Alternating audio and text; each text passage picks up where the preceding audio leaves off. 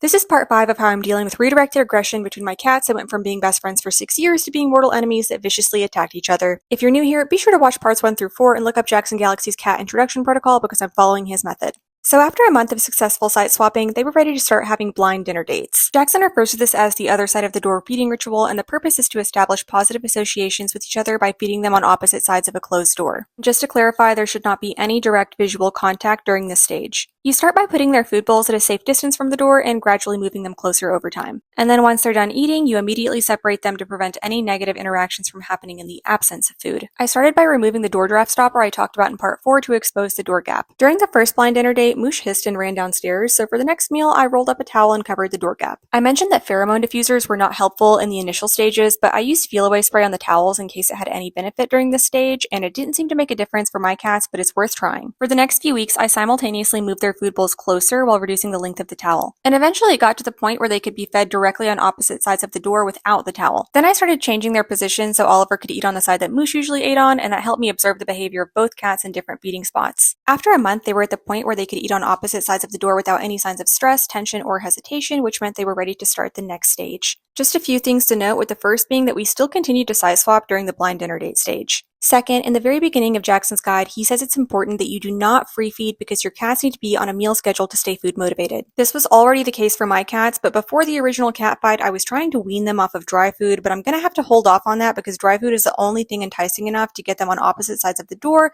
and the sound of their auto feeders are a great cue to get them into position. They eat 1/8 of a cup of dry food during their blind dinner dates as a treat, and then eat wet food for all other meals, so don't come at me. I obviously turned off the meal schedule on their auto feeders and used the manual feed mode so I could be physically present to watch them and give each cat access to their feeding space. Alright, that's it for part 5. Part 6 will be about doing the same thing, but with gradual visual access through a baby gate or screen door.